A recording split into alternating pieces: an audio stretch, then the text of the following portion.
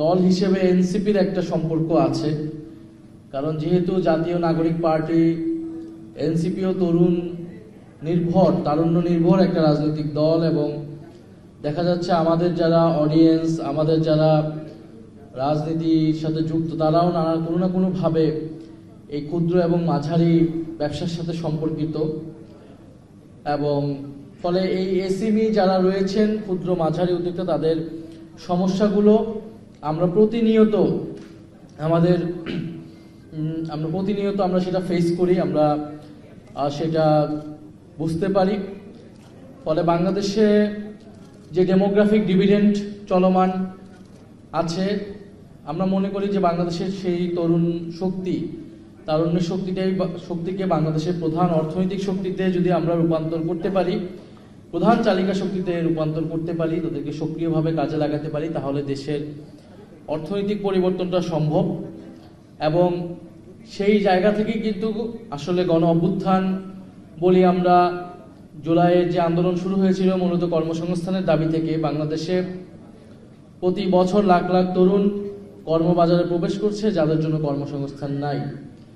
এবং কর্মসংস্থানের দাবি উঠেছিল যখন সমাজে আমরা দেখেছি ক্রমবর্ধমান বৈষম্য, সমাজের অর্থনীতি, সম্পদ, গুটি কয়েক পরিবার, গুটি কয়েক গ্রুপ, সম্পদ পুঞ্জীভূত হয়েছে, কুক্ষিগত হয়েছে কয়েকটি মানুষের কাছে, কয়েকটি পরিবারের কাছে, এবং সেটা হয়েছে রাজনৈতিক সহযোগিতায়।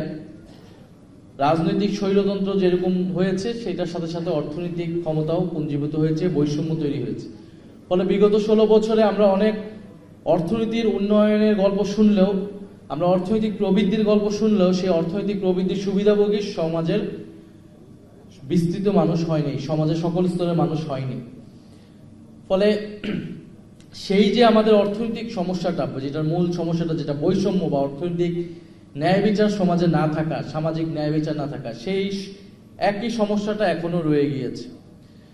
সেই জায়গা থেকেই গণ অভ্যুত্থানের পরে আমাদের দাবি উঠেছিল যে রাষ্ট্র সংস্কার, যে আমরা এই রাষ্ট্র কাঠামোর সংস্কারটা করতে হবে, রাজনৈতিক সংস্কার, অর্থনৈতিক সংস্কার, এবং আমাদের পররাষ্ট্রনীতি, আমাদের সাংস্কৃতিক পুরো আমরা আমাদের জাতীয় চরিত্রটাকে নির্মাণ করব এই গণ অভ্যুত্থানকে কেন্দ্র করে।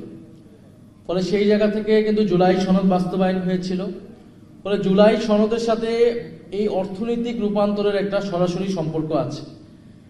এবং যে আলোচনাটা আমরা গত সংসদে প্রথম অধিবেশন, দ্বিতীয় অধিবেশন, 2টা অধিবেশন ধরেই করতেছি, আপনি যদি রাজনৈতিক সংস্কার নিশ্চিত করতে না পারেন, আপনি তাহলে যদি প্রতিষ্ঠানগুলোকে নতুন করে গড়তে না পারেন, আপনি অর্থনৈতিক কাঠামোর পরিবর্তন করতে পারবেন না।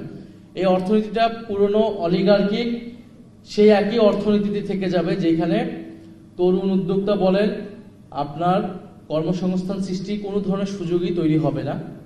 কিন্তু আমরা দেখলাম দুঃখজনকভাবে এই বর্তমান সরকার গণভোটের রায় বাস্তবায়ন করল না। তারা জুলাই সনদ এখন পর্যন্ত অনিশ্চিত অবস্থায়, কিন্তু তারা বাজেটে অনেক সুন্দর সুন্দর কথা বলল, এসএমইর পক্ষে কথা বলল, অর্থনৈতিক গণতন্ত্রের কথা বলল, এবং কর্মসংস্থান সৃষ্টির কথা বলল। তারা 18 মাসে 1 কোটি কর্মসংস্থানের লক্ষ্য নিয়েছে, এবং 4 মাসে সেটার আমরা কোনো আপডেট পাইনি। ফলে জুলাই সনদ বা গণভোট বা সংস্কার বাস্তবায়ন ব্যতীত সরকারের এই বাজেটের যেই অর্থমন্ত্রীর বক্তব্য, সেইটা আসলে মুখের কথাই থেকে যাবে, সেটার বাস্তবায়ন আসলে সম্ভব হবে না। এবং এই বাজেটেও আমরা দেখেছি যে আমরা যে বারবার যেটা বলেছি যে আমাদের যারা এসএমই আছে, তরুণদের শক্তি আছে, এটাকে কাজে লাগানো। আমি যদি মানিটা তাদের কাছে পৌঁছাতে পারি, তাদেরকে যদি প্রশিক্ষিত করতে পারি, তাহলে সরকার ট্যাক্স বলেন এটা থেকে বেনিফিটেড হবে। আমি যদি 1 কোটি তরুণদেরকে কর্মসংস্থান বা উদ্যোক্তা তৈরি করতে পারি, তার দ্বারা অনেকগুলো পরিবার উপকৃত হবে।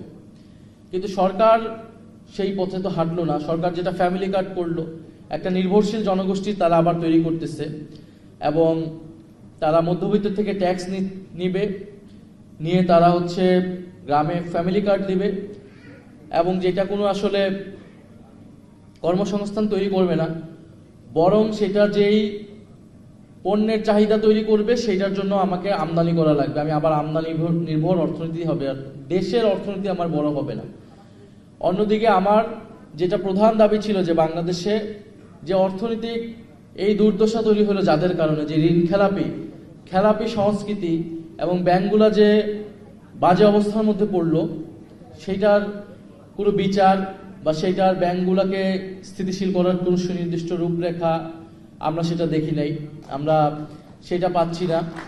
বরং তারা ঋণ খেলাপিদেরকে পুরস্কৃত করতেছে। যদি সরকার ঋণ খেলাপিদের পুরস্কৃত করে এবং যারা উদ্যোক্তা তাদেরকে কোনো ধরনের ফ্যাসিলিটি না দেয়, তাহলে এই অর্থনীতির কোনো পরিবর্তন হবে বলে আমরা মনে করি না। তা আমাদের আজকে যারা এসএমই অ্যাসোসিয়েশন যারা তৈরি আছেন, এই অ্যাসোসিয়েশন আমি মনে করি যে রাজনৈতিক দল মত এগুলার ঊর্ধ্বে ওঠে যারা আসলে ক্ষুদ্র মাঝারি উদ্যোক্তা রয়েছে তাদের জন্য কাজ করা উচিত, তাদেরকে প্রশিক্ষণের ব্যবস্থা করা উচিত।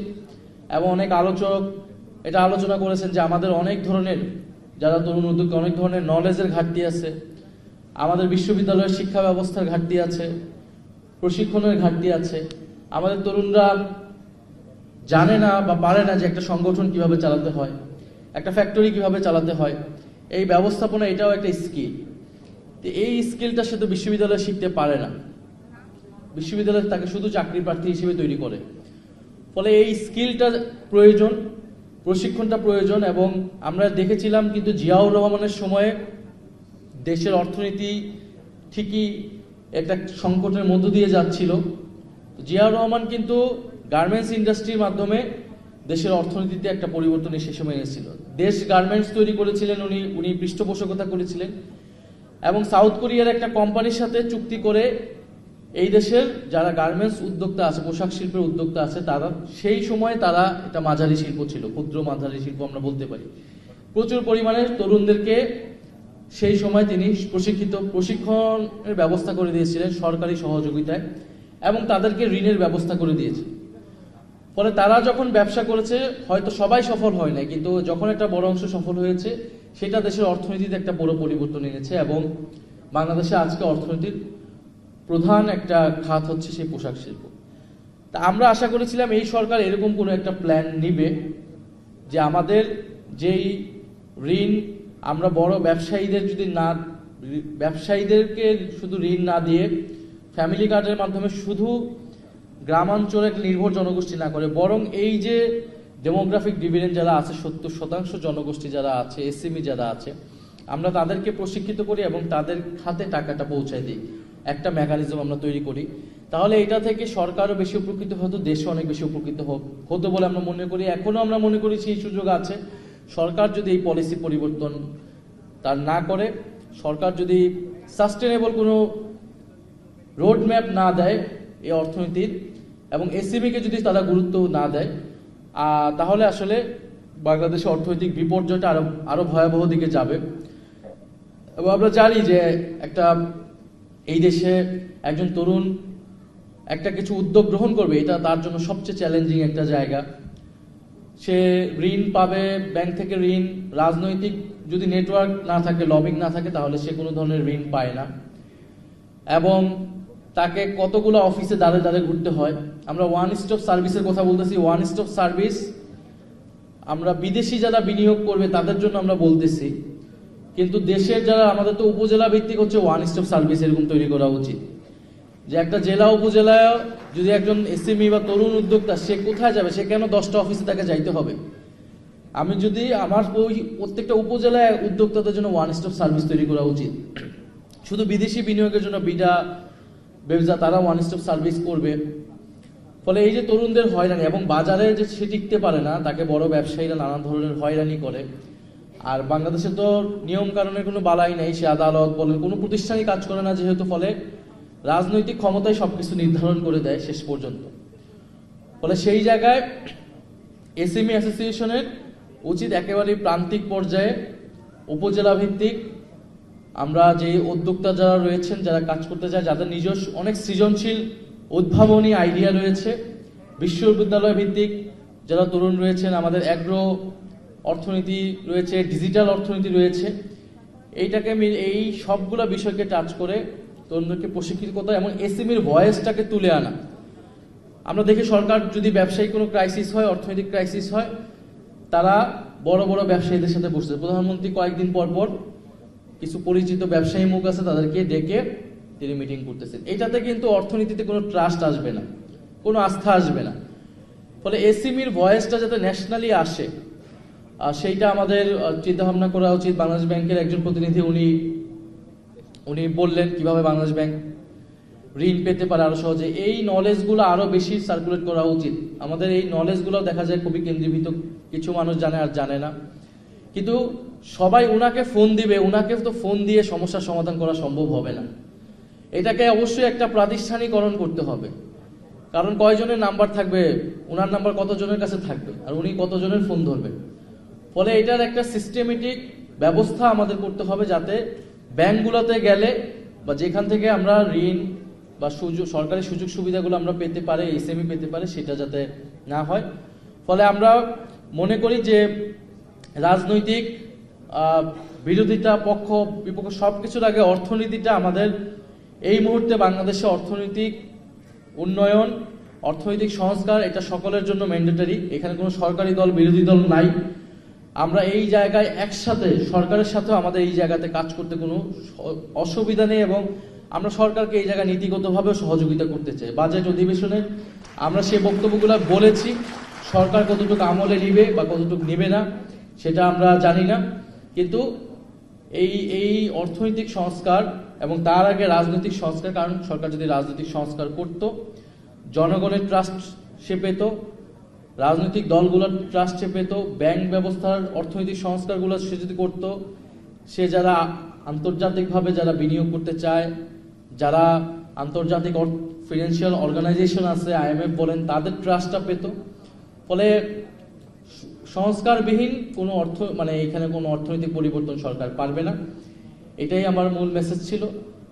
আর একটা বিষয় হচ্ছে, যদি রাজনৈতিক জায়গায় কিছু কথা বলতে চাই, আজকে একটা ইন্টারভিউ আমরা দেখেছি যে ডিসেম্বরে কেউ একজন দেশে ফেরার পরিকল্পনা করছেন। তো আমাদের থাকবে যে দেশের অলরেডি 16 বছরের ধ্বংসযজ্ঞ হয়েছে। এখন আমরাও চাই দেশে ফিরবে ফাঁসির রায় কার্যকর হওয়ার জন্য।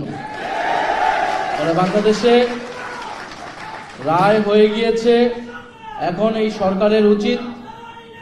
সরকারের উচিত যথাযথ কূটনৈতিক আইনি প্রক্রিয়ায় গণহত্যাকারীকে দেশে ফিরিয়ে এনে রায় কার্যকর করা। আমি মনে করি এটাও দেশের স্থিতিশীলতার জন্য একটা বড় একটা উদ্যোগ হবে, এবং এই সরকারের দ্রুত সময় এটা করা উচিত। এবং এছাড়া অন্য কোনো পরিকল্পনা যদি কেউ ভাবে, তাহলে সেইটা কারোর জন্যই ভালো হবে না। বাংলাদেশের জনগণ সেটার জন্য প্রস্তুত আছে। জুলাই গণ অভ্যুত্থানের যারা অংশগ্রহণ করেছে, রাজনৈতিকভাবে যে কোনো পরিস্থিতি মোকাবেলার জন্য তারা প্রস্তুত আছে। দেশের স্বাধীনতা, সার্বভৌমত্ব, অর্থনৈতিককে রক্ষা করার জন্য আমরা যে কোনো পরিস্থিতির জন্য প্রস্তুত আছি। আমি ন্যাশনাল এসএমই অ্যাসোসিয়েশনকে আবারও ধন্যবাদ জানাচ্ছি। আজকে যারা এখানে যারা উদ্যোক্তা এসেছেন, যারা আলোচক হিসেবে এসেছেন, তাদের প্রতি আমি ধন্যবাদ এবং জাতীয় নাগরিক পার্টি এনসিপির পক্ষ থেকে শুভেচ্ছা জানাচ্ছি। আসসালামু আলাইকুম।